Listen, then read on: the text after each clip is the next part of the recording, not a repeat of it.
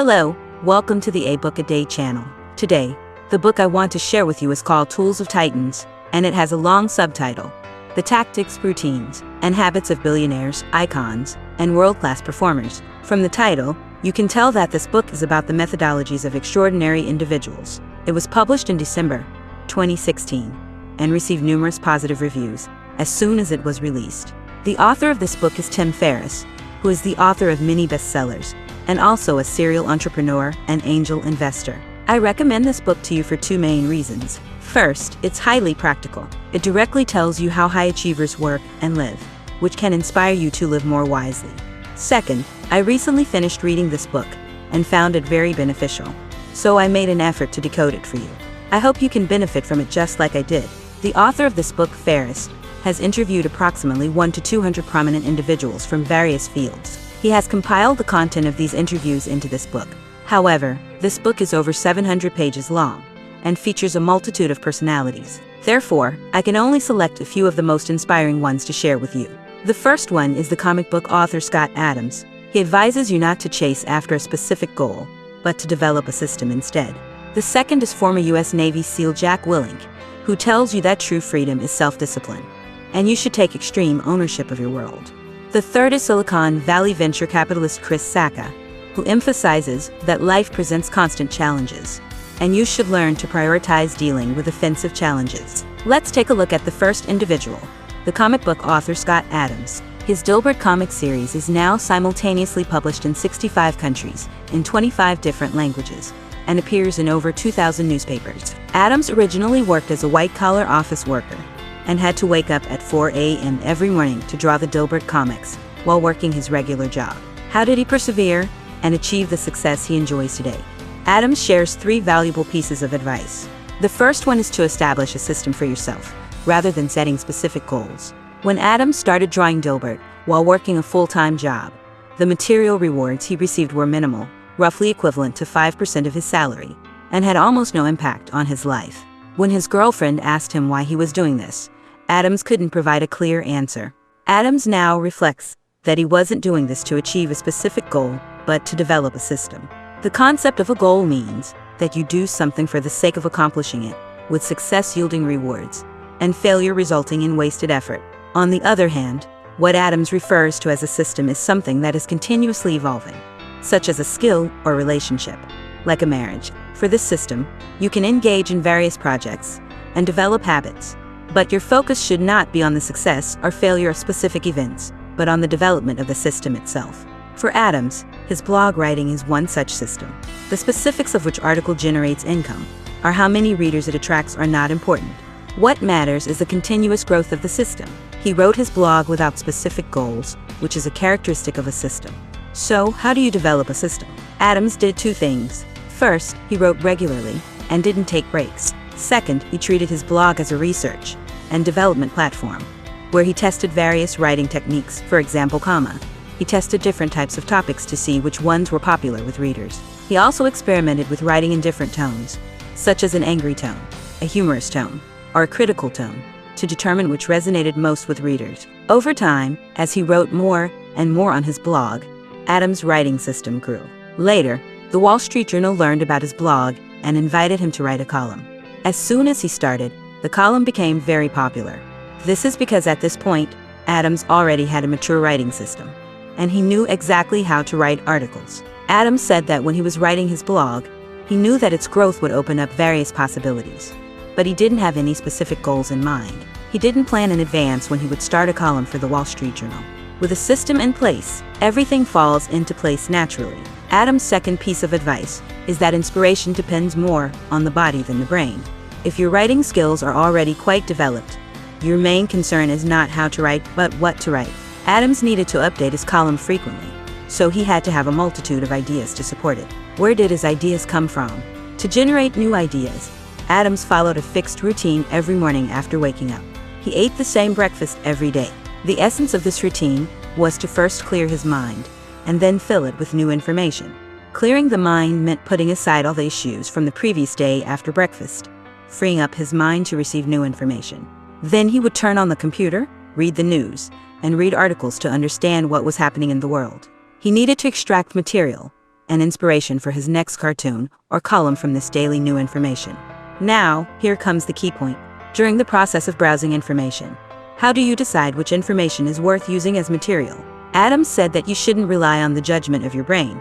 You should listen to the judgment of your body, because the brain tends to overthink, while the body provides natural reactions. Adams always observed his body's reactions. If, when he saw certain material, he involuntarily laughed, experienced a surge of adrenaline, or had strong emotional fluctuations, that indicated that this material was valuable. If your body strongly reacts to certain information, it's likely that others will also be interested in it. Adams' third piece of advice is to develop multiple skills. He says that if you want to achieve outstanding accomplishments, you have two options. The first option is to become the best in the world at one skill. This is extremely difficult, and very few people can achieve it. The second option is to choose two skills and become proficient in each, reaching the top 25% level in both. This is relatively easier. Having two skills at the top 25% level is already rare. And if you can combine these two skills to work on something, you may achieve remarkable success. This is what Adams did himself. He wasn't the world's best at drawing, but he reached the top 25% level in drawing. He wasn't the world's best at writing jokes, but he reached the top 25% level in joke writing. Now, he combines these two skills to create Dilbert comics, and very few people can do that. Furthermore, Adams had a third skill, which was understanding office politics. Office politics was precisely the theme of the Dilbert comics, and the chemistry produced by these three powerful skills in one person was remarkable. So, Adams advises young people that no matter what field they are genuinely interested in, they should strive to reach the top 25% in that field. It's even better if they can add one or two more fields. If you're not sure which additional fields to pursue, Adams suggests practicing public speaking. Adams says that anyone, as long as they are willing to practice, can become proficient in public speaking. If you're a top 25% programmer, and there are many other top 25% programmers at your company, but you're also a top 25% public speaker, then you naturally become the leader among those programmers. In this regard, the book mentions that the famous writer Mark Andreessen also has similar advice for young people. He suggests that during college, young people should obtain degrees in two different disciplines that are as distant from each other as possible, such as engineering plus MBA, law plus MBA, or physics plus economics. The above is what we wanted to discuss about the first individual, Scott Adams. Now, let's talk about the second individual, Jack Willink, who once served as a commander in the U.S. Navy SEALs. His insight is that true freedom is self-discipline, and it's about having extreme ownership of your world. Jack Willink served in the Navy SEALs for 20 years, participated in the Iraq War, and upon returning, was responsible for training all Navy SEAL team members on the West Coast. After retiring, he co-founded a consulting company specializing in imparting military leadership and management expertise to the business world. In 2015, Willink also authored a book called Extreme Ownership: How U.S. Navy SEALs Lead and Win, which topped the New York Times bestseller list. Willink's methodology primarily consists of three key lessons. The first lesson is that self-discipline equals freedom. The users we get are warriors, and they approach their work and learning as if they were in a battle, constantly striving to improve themselves and achieve victory. This mentality is impressive, but here the terms warriors and battle are mainly metaphors. After all, your work and studies don't involve real bloodshed, and even if you occasionally fail, it doesn't lead to someone sacrificing their life. Sometimes we create additional stress for ourselves, organizing exercises or similar activities, but in most cases, the highest goal is simply to satisfy our superiors. But what about a person who has truly been on the battlefield, seen blood, and faced real enemies? What kind of character does such a person possess? An example can help answer this question. For the sake of this book interview, the author, Tim Ferriss, intentionally invited Willink to his home, where Willink spent the night. The next morning at 8 a.m., Ferriss's girlfriend woke him up, saying that it seemed Willink had already been awake for 5 hours and was reading. As the host, she didn't know how to accommodate him. In reality, it probably wasn't 5 hours, but Willink's regular habit is to wake up at 4:45 a.m. and start his day. He had already retired from the military, but he retained the discipline of a special forces soldier and could still do 76 consecutive push-ups. Ferriss asked Willink why he insisted on waking up so early, and Willink explained that getting up early gave him a feeling of psychologically defeating the enemy. Willink always feels that somewhere in the world, there's an enemy waiting, armed with a submachine gun, and a hand grenade, ready to engage with him. He's no longer in the military, and he won't go to the battlefield again. But he still believes that one day he'll face an enemy. Every morning when he wakes up, he asks himself, what can I do right now to prepare for that moment? Then he gets up. Willing spirit has influenced many Americans. There's even a 4:45 a.m. club on Twitter now. Early rising is also an expression of self-discipline. Willing's motto is discipline equals freedom. To achieve true freedom, you must impose limitations on yourself. Our usual idea of freedom, such as having whatever we want and doing whatever we want, has two downsides. It's not genuine freedom. One downside is the paradox of choice. When you have too many options, you can become overwhelmed and not know what to choose, leading to a decrease in happiness. Another downside is decision fatigue. There's a theory that every decision we make depletes a bit of our willpower. When you have to make choices all the time without accomplishing anything, you end up mentally and physically exhausted. I'd like to add that some people in modern society may develop depression because they have too much freedom. On the surface, it seems like you can do anything, but in reality, nothing feels worthwhile or meaningful. This kind of freedom is like cheating in an electronic game, where you quickly realize there's a never-ending emptiness. However, if you're exceptionally self-disciplined, you face various restrictions daily, maintain structured routines, and always know what you should be doing. This provides a sense of autonomy, which is what true freedom means. Financial freedom, time freedom, freedom from illness and poverty. To achieve such goals, you must practice self-discipline, and this is a clear principle. Willing's second lesson is to have extreme ownership of yourself. Before significant operations in the Navy SEALs, the admiral in charge of the entire Navy SEAL team would gather all the unit commanders for a meeting, and these commanders would take the opportunity to present their requests to superiors. Some commanders might request more helicopters, while others might ask for warmer boots if the weather was expected to be cold. Some might even request Wi-Fi signals to stay connected during desert marches. The admiral agreed to all these requests. One moment that Willing is particularly proud of was when the admiral turned to him and asked what he needed, and Willing replied, "We're good, sir." He didn't make any requests. Willing explained that his logic was that he had extreme ownership of his world. If his team had a problem, he would solve it himself, and he wouldn't wait until the meeting to complain to superiors. On the contrary, if one day he did approach his superiors with a request, he would immediately get what he needed because the superiors understood that any request he made was something he genuinely required. Willing said that people often complain that their superiors don't provide enough support, but that's a mistake on their part. They didn't properly educate their superiors, they didn't influence them correctly, and they didn't make them understand why they needed that support. You have to take responsibility for yourself. That's what extreme ownership means. Willing's third lesson is to enhance your leadership with humility. What makes a good commander? Willing's answer is humility. Willing returned to his homeland to oversee training for the entire West Coast Navy SEALs, and he intentionally placed the teams under extreme environmental and task pressures until they were all broken, with one of the main evaluation points being how the team leaders reacted. Willing discovered that the commanders who were eventually eliminated almost never had issues with military techniques or physical fitness. It was typically a deficiency in leadership. Among the most critical qualities they lacked was humility. Here, humility doesn't mean being overly deferential to superiors. It means that you can listen to others, have an open mind, and be a continuous learner. The training was designed to intentionally make all teams fail. Commanders with humility qualities would come back and take responsibility for the failure. They would admit they didn't handle it correctly, they lost, and then they'd ask to review it to understand where they went wrong. They'd even take notes on their mistakes. In contrast, the arrogant and overconfident commanders would come back and blame others, claiming they did nothing wrong, and they appeared to have all the answers. In reality, they couldn't even conduct an honest self-assessment. So, how did Willing self-assess? He did it from a third-person perspective, observing himself. While you are doing something, you can occasionally detach from yourself and observe, am I getting angry? Am I too emotional? Am I overreacting? This is somewhat similar to the saying the onlooker sees most of the game, which is essentially providing yourself with real-time feedback. Achieving this is very challenging, as it requires you to maintain a calm voice in your mind that provides you with reminders, even when you're fully engrossed in a situation. This is the highest level of humility. The above is the discussion about the second individual, former Navy SEAL Commander Willing. Next, let's talk about the third individual, Chris Sacca.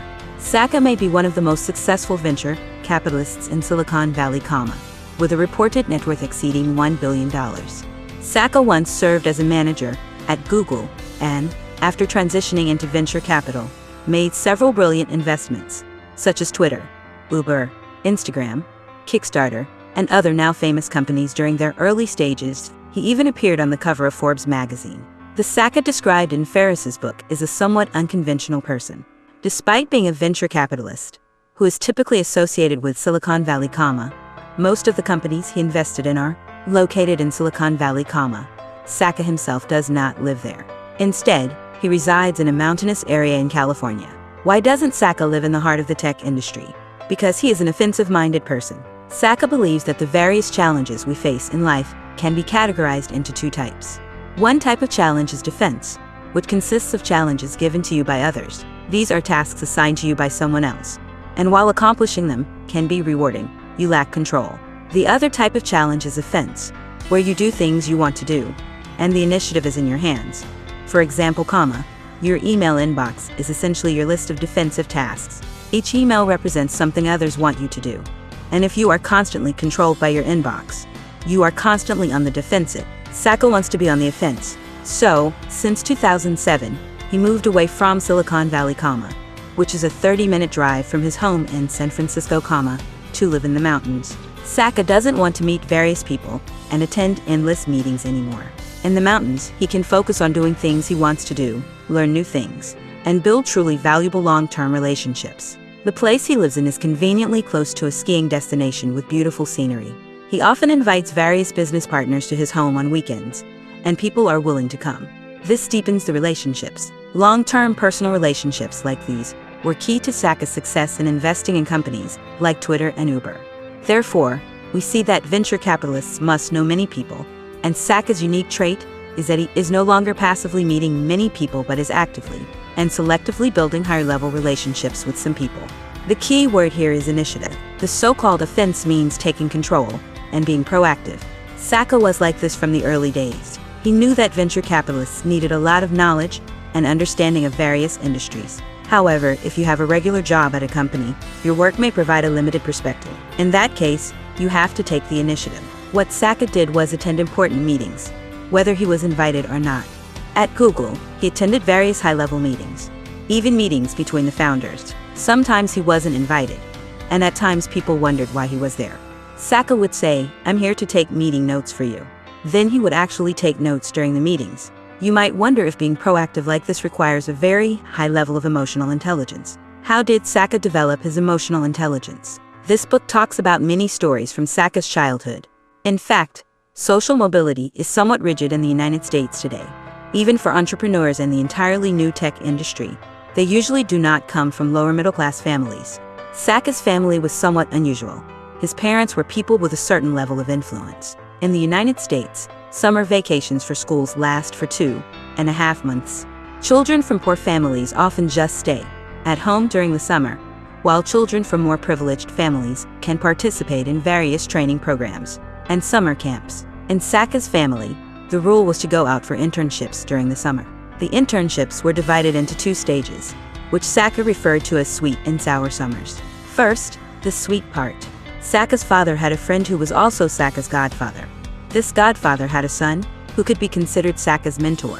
That year, when Saka was 12, his internship job was to assist his mentor in lobbying congressmen in Washington.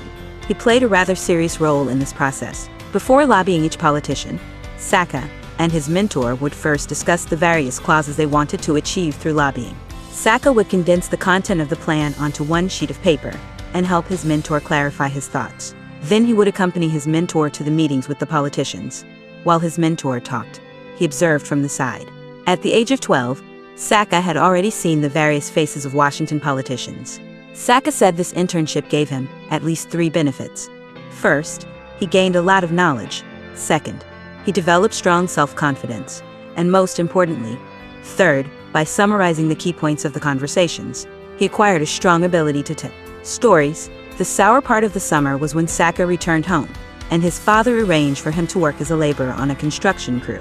The boss of the construction team was his father's friend, and his father asked the boss to assign Saka the dirtiest and most tiring work, such as spreading manure in people's yards. If Saka didn't do well, the workers would scold him. Perhaps this kind of hard work helped build his character. However, Saka jokingly mentioned that his father's arrangement for these 2 internships might have been a warning. If you couldn't get a high-end job like a Washington lobbyist, then you would only be able to do the work of a construction laborer. With these different life experiences, Saka developed exceptional emotional intelligence. Moreover, we know that some Silicon Valley figures like to wear iconic clothing. For instance, Steve Jobs would always wear a black turtleneck during product launches, and Mark Zuckerberg often wears a simple t-shirt. Saka's signature clothing item is an embroidered denim jacket. Why does he choose to wear this? Saka mentioned that one time, he bought a casual jacket at an airport and wore it for a speech. The response was very positive, so when he returned, he bought half of the store's stock of the same jacket. And since then, he wears it for formal occasions. This jacket gives the media a strong identity for him. It's the best way to increase exposure without harming yourself. So why not? Saka's final piece of advice to young people is to always be authentic. Don't imitate anyone. Always be your true self. You don't have to apologize for being yourself. If your true self is someone peculiar, then just be that peculiar person. In fact, this sentiment is also echoed in another figure mentioned in the book, Glenn Beck. Glenn Beck is a popular TV show host in the United States today. He once shared a very private matter on his radio show, thinking that his career was over. However, the audience welcomed it warmly. In modern society, many people speak according to pre-written scripts, and the more they do this, the more people welcome sincere voices. Being just like everyone else is often uninteresting, and expressing your true self can potentially have its own appeal. If you truly have something unique about you, it might even be your selling point. Saka's last piece of advice is that you must be good at telling stories. When venture capitalists make decisions, it's not about rational analysis of your numbers and charts. It's about listening to your story. If your story captivates them, they will invest in your project. If you find a venture capitalist hesitating and going back and forth while looking at your data, he's not calculating. He's trying to find reasons in the data to believe in your story. Now, let's recap the content we've discussed. The 3 exceptional individuals in this book tell us not to pursue specific goals, but to develop a system. True freedom is self-discipline, meaning you should have extreme ownership of your world. Life is full of challenges, and you should learn to prioritize addressing offensive challenges. With this, we've completed discussing the book Tools of Titans, and I hope you found it valuable. Congratulations on finishing another book.